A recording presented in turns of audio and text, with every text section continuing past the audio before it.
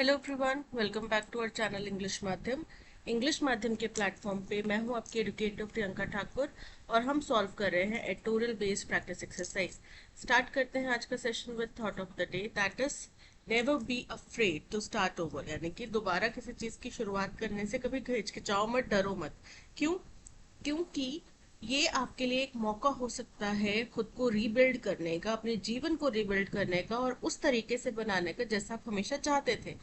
It's a chance to rebuild your life the way you wanted all along. ठीक है, चलिए start करते हैं। Reading comprehension and practice exercise for SSCGL 2025।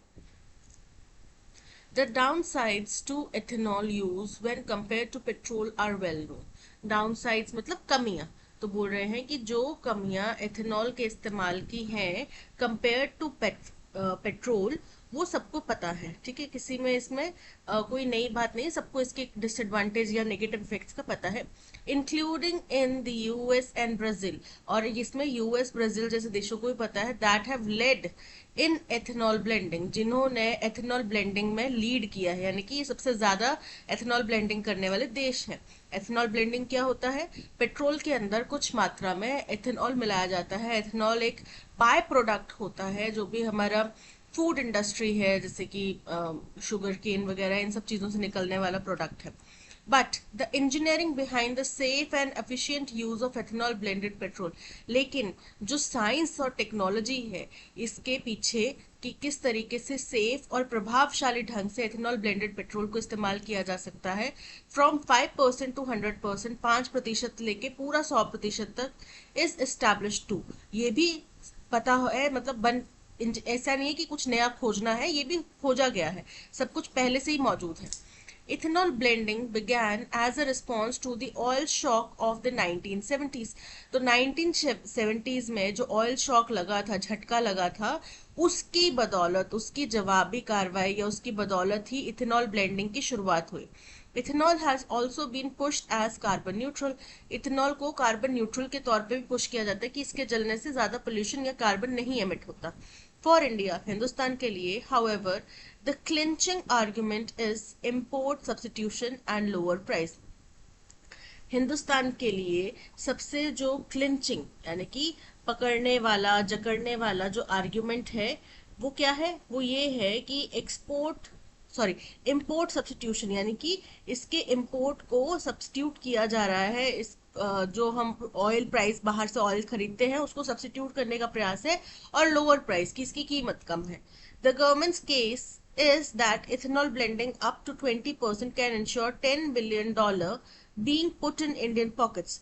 बोल रहे हैं कि सरकार का कहना है, उनका दावा है कि अगर 20% तक इथेनॉल हम ब्लेंड करते हैं तो $10 बिलियन जो है वो हिंदुस्तान के खर्च में जाएगा, यानी कि हिंदुस्तान के जो भंडार है उनमें जाएगा एवरी ईयर, प्रति साल।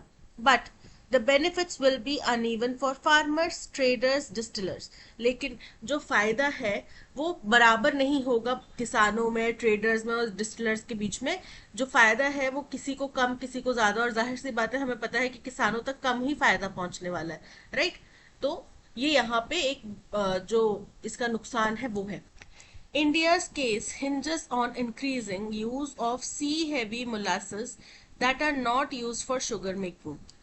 बोल रहे हैं हिंदुस्तान का जो निर्भरता है, केस जो है वो हिंजेस ऑन, निर्भर कर रहा है, increasing use of C heavy molasses. Molasses क्या होता है? जब शुगर केन प्रोड्यूस किया जाता है, शुगर केन से जब शुगर बनाई जाती है तो उसमें एक बाय प्रोडक्ट, जैसे मैंने बोला ना कि इथेनॉल जो है वो बाय प्रोडक्ट है, तो ये बाय प्रोडक्ट जो निकलता है बहुत गाढ़ा सा, विस्कस सा लिक्विड होता है, ब्लैक, ज्यादातर डार्क कलर का, उसको मोलेसिस बोलते हैं। तो इसमें सी हैवी मोलेसिस कैटेगरी हो सकती है अलग अलग इसकी, ठीक है? तो सी हैवी मोलेसिस का इस्तेमाल करना है, दैट आर नॉट यूज, जो कि शुगर मेकिंग में नहीं इस्तेमाल होता, यूजिंग ब्रोकन राइस, जिसमें जब राइस को तोड़ा जाता है तो उसका इस्तेमाल किया जाता है, that otherwise rots in godowns, जो कि अंततः क्या होता है, गोदाम में सड़ जाता है।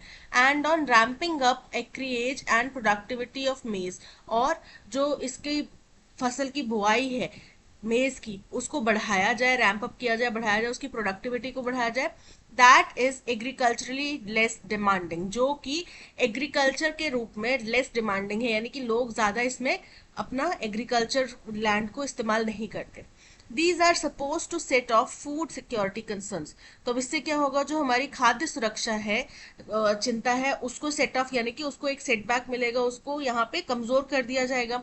Once the ethanol economy is fully established, एक बार अगर इथेनॉल के ऊपर हमारी इकोनॉमी पूरी तरीके से निर्भर हो गई, however it may be tough to prioritise food stocks, तो फिर फूड स्टॉक्स को प्राथमिकता देना मुश्किल हो जाएगा over the interest of stakeholders in case of shortages and dash, उन स्टेक होल्डर्स के हितों की बजाय जो कि अगर शॉर्टेजेस हो गया या फिर डैश यानी कि कमी की बात करें, तो नेगेटिव ही यहाँ पे एक एस्पेक्ट होगा कि इस स्थिति में स्टेक होल्डर्स के हितों को हम नजरअंदाज नहीं कर पाएंगे और फूड स्टॉक को प्रायोरिटाइज नहीं कर पाएंगे।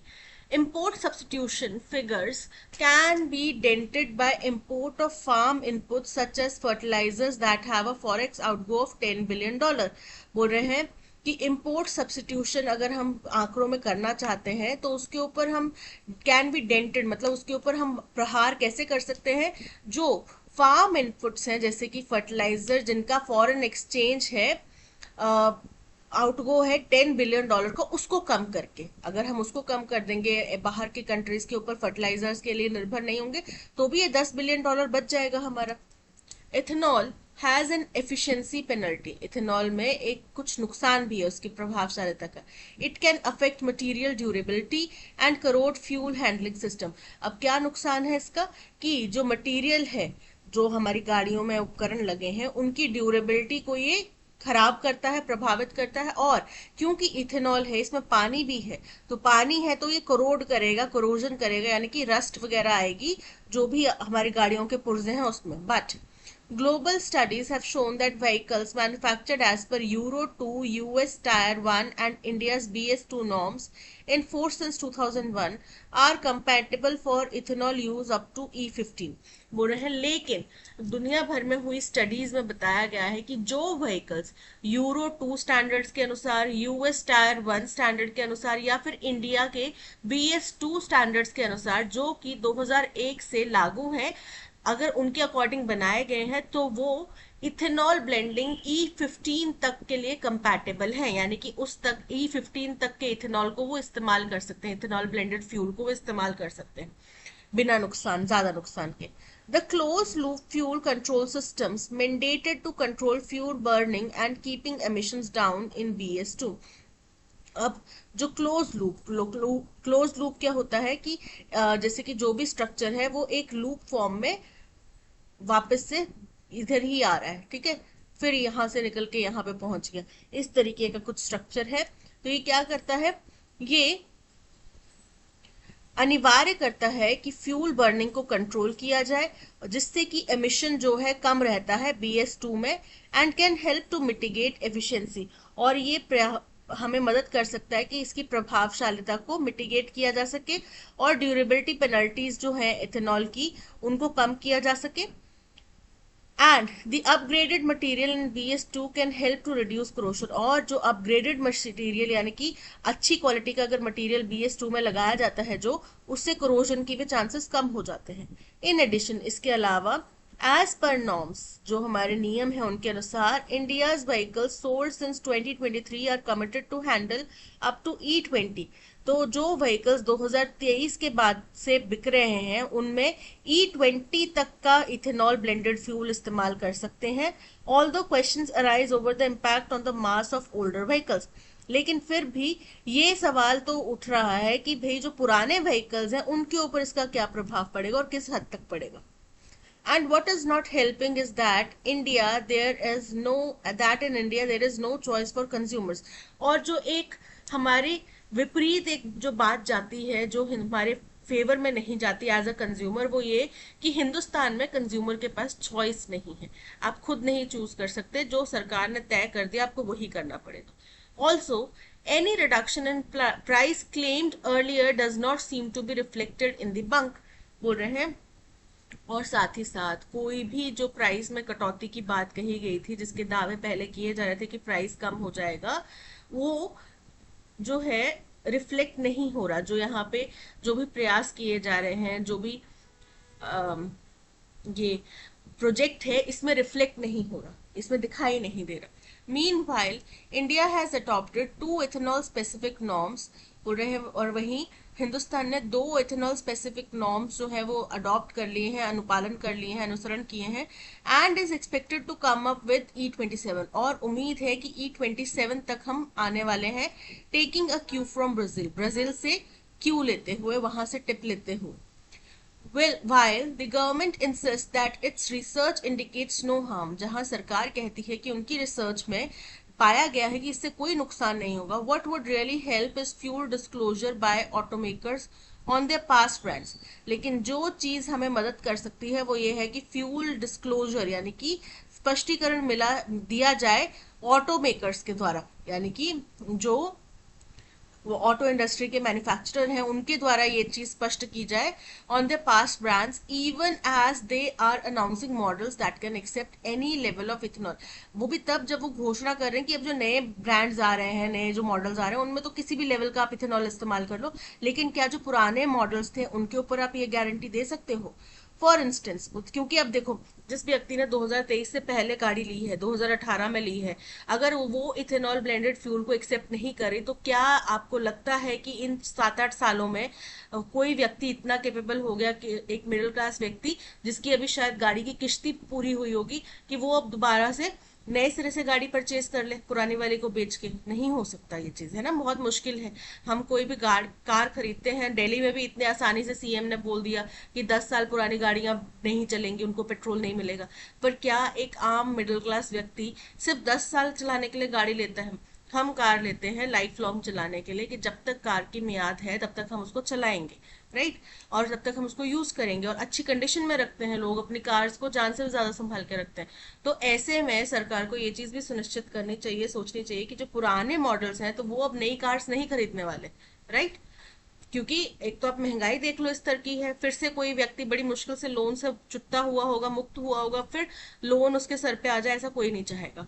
फॉर इंस्टेंस, उदाहरण के तौर पे, some models sold some 5 years ago accepted only E5, कि कुछ मॉडल जो कि कुछ 5 साल पहले बिके थे उनमें केवल E5 तक एक्सेप्टेड था. Manufacturers should indicate possible mitigation routes for such models. तो मैन्युफैक्चरर्स को कुछ यहाँ पे सुनिश्चित करना चाहिए कि कोई संभावित यहाँ पे मिटिगेशन रूट, यानी कि इसको कम करने का, इसकी गंभीरता को कम करने का कोई रास्ता निकाला जा सके इन मॉडल्स के लिए. And the government must back insurance claims, और सरकार को जो इंश्योरेंस क्लेम्स हैं, दावे हैं, उनको भी सपोर्ट करना चाहिए. Transparency should support policy moves.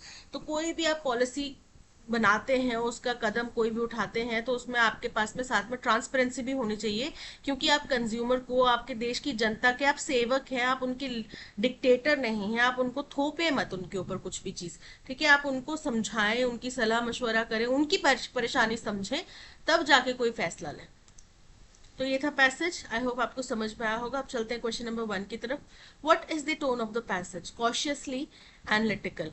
बिल्कुल करेक्ट है. यहाँ पे सावधानी से, सचेतता बरतते हुए आपको एनालाइज करके बताया गया है. सचेतता क्या बरती है, सावधानी क्या बरती है, कि सरकार पॉलिसी ऐसे थोपे ना वो उसको, जैसे कि 5 साल पहले अगर कोई गाड़ी बिकी है, अगर वो E5 तक ही सीमित है, तो उसको कैसे आप करोगे, राइट. अब कोई व्यक्ति 5 साल के बाद में, मिडिल क्लास व्यक्ति, जिस हमने कार खरीदी है, हमारा सितंबर में शायद लोन पूरा हो जाएगा, कंप्लीट हो जाएगा, तो क्या हम 5 साल बाद तो नई दोबारा से गाड़ी लेने नहीं वाले?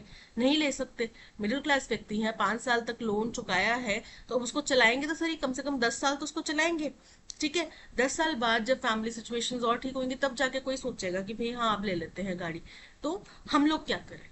तो यहाँ पे ये चीज, यहाँ पे सवाल सरकार से पूछना बनता है कि आप ऐसे थोप मत दीजिए अपनी एफिशिएंसी, अपने बजट में $10 बिलियन आपकी जेब में आएंगे, उसके आपकी यात्राएं होनी है, हमारा क्या, हमारे लिए क्या है? तो वो चीज भी आपको जवाब देना पड़ेगा. So cautiously analytical, option A is correct. According to passage, what is primary reason the Indian government promotes ethanol blending?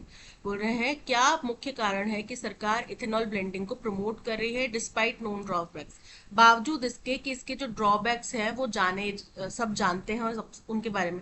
तो सरकार का कहना है कि जो पेट्रोलियम की बढ़ती कीमत है उसको कम करने के लिए हम इथेनॉल ब्लेंडिंग को बढ़ावा दे रहे हैं, ठीक है, ताकि हमारा जो फॉरेन एक्सचेंज है वो हमारे रिजर्व्स में जाए, बाहर ना जाए.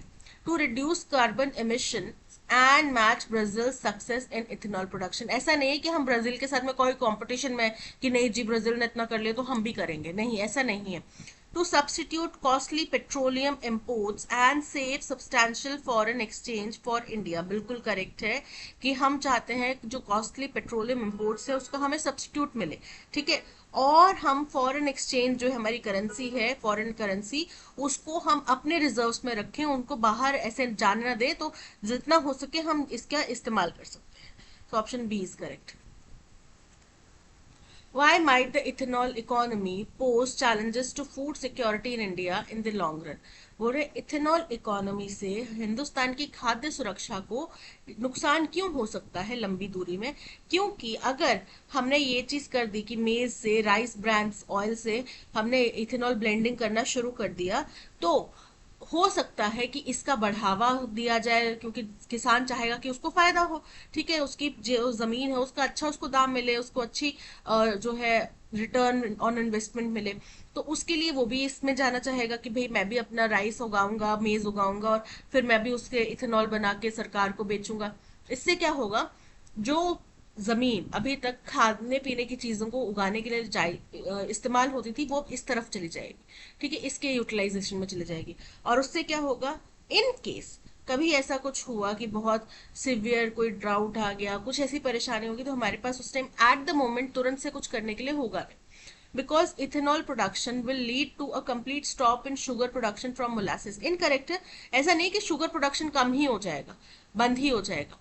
Because ethanol's corrosive nature could damage storage silos meant for grains. Incorrect है, इथेनॉल के corrosive nature से गाड़ियां खराब होंगी, storage units में कोई परेशानी नहीं आएगी। Because priority might shift from maintaining adequate food grain stock to serving ethanol stakeholders during shortages. बिल्कुल correct, option C is correct. Based on the passage, which of the following can be reasonably inferred about India's ethanol blending policy? Hindustan की ethanol blending policy के बारे में क्या एक बात passage में बिल्कुल सटीकता से कही गई है? एक चीज तो ये कही गई कि भाई आप अपने ऑयल इंपोर्ट्स को कम करने के लिए, अपनी इकोनॉमिक सेविंग्स को बढ़ाने के लिए आप कंज्यूमर के ऊपर बर्डन ना डालो, जबरदस्ती जोर जबरदस्ती ना करो, खाद्य सुरक्षा को देखो, उसकी तरफ से आपका ध्यान जा रहा है। दूसरे जरिए हैं, आप फर्टिलाइजर्स के ऊपर इन्वेस्टमेंट करो, उनका फॉरेन एक्सचेंज कम करो, ठीक है। While ethanol blending can bring economic savings and reduce oil imports, it may create competing demands between food security and industrial interest in times of scarcity. बिल्कुल करेक्ट है, ये भी एक बहुत अच्छा चीज कही गई है पैसेज में कि भाई हाँ, इथेनॉल ब्लेंडिंग से मान लिया कि आपके फॉरेन रिजर्व जो है वो बच जाएंगे, आपकी सेविंग होगी, है ना, लेकिन खाद्य सुरक्षा तो जोखिम में आ जाएगी ना, क्योंकि जहां पे कमी होगी कि भाई अब हमें इथेनॉल और चाहिए, तो वहां पे हर एक किसान ये चाहेगा कि भाई मैं अपना पैसा, मैं अपनी जगह का, जमीन का सही उपयोग, सदुपयोग करते हुए बेनिफिट उठाऊं, ठीक है, मैं ज्यादा से ज्यादा फायदा उठाऊं। So A is correct. Most context appropriate से फिल इन द ब्लैंक करना है। Once the ethanol economy is fully established, एक बार ये इथेनॉल इकोनॉमी पूरी तरीके से स्थापित हो गई, however it may be tough to prioritize food stocks over the interest of stakeholders in case of shortages and तो बहुत मुश्किल हो जाएगा फूड स्टॉक को प्रायोरिटाइज कर पाना स्टेक होल्डर्स के हितों के एवज में, जब कभी शॉर्टेजेस होंगी, या फिर अब कमी है तो अगला भी कमी से ही नेगेटिव पहलू ही आएगा। सरप्लसेस, बढ़ोतरी होगी, तो बढ़ोतरी होगी तब तो परेशानी होएगी नहीं कि भाई इथेनॉल हमारे पास सरप्लस में है, तो अब हमें ये सोचने की जरूरत नहीं कि अब हम इथेनॉल कहाँ से लाएं, बाकी जो जगह बची है वो फूड स्टॉक के लिए इस्तेमाल हो सकती है, तो इनकरेक्ट है। ब्रेक थ्रू मतलब होता है कोई बहुत ही बदल देने वाला पहलू, यहाँ पे उसकी भी बात नहीं करी। एफिशिएंसीज, प्रभावशालिता, उसकी भी बात नहीं करी। इम्बैलेंसेस, जब अस्थिरता होगी, शॉर्टेजेस होगी, कमियां होंगी या अस्थिरता होगी। So option D is correct. That's all, आज के सेशन में इतना ही। इसी तरीके का full 25 question practice exercise solve करने के लिए आप हमारा पेड कोर्स ले सकते हैं फ्रॉम द वेबसाइट और ऐप। कोर्स में आपको आरसी, क्लॉज टेस्ट, पैराजंबल के क्वेश्चंस, एंटोनिम सिनोनिम के क्वेश्चंस और एरर फाइंडिंग के क्वेश्चंस मिलेंगे, जो कि एग्जाम पैटर्न बेस्ड है। तो आपकी प्रैक्टिस को और इम्प्रूव करने के लिए आप इसका इस्तेमाल कर सकते हैं। और जैसे कि आपको पता है कि एग्जाम पोस्टपोन हो गया है, तो जितना हो सके उतना प्रैक्टिस कीजिए, जिससे कि आपके एग्जाम को पास करने के जो चांसेस हैं वो और बढ़ जाए। अब अक्सर क्या किया जाता है, अगर किसी भी लकड़हारे के पास में 2 घंटे हैं किसी पेड़ को काटने के लिए, तो एक समझदार लकड़हारा वो होगा जो 1 घंटा अपनी एक्स को शार्प करने में लगाएगा और 1 घंटे में पेड़ काटेगा, ना कि वो जो पूरे 2 घंटे से कटाई में लगा हुआ है जोर लगाने में। तो आपने अपनी एक्स को शार्प कैसे करना है, प्रैक्टिस करके, जितना ज्यादा प्रैक्टिस करेंगे उतना ज्यादा आपके लिए बेनिफिशियल है। ठीक है, thank you so much for watching. अगर आपको कंटेंट पसंद आया हो तो लाइक शेयर और सब्सक्राइब जरूर कीजिएगा। मिलते हैं नेक्स्ट सेशन में। Till then keep learning and keep practising. Bye bye.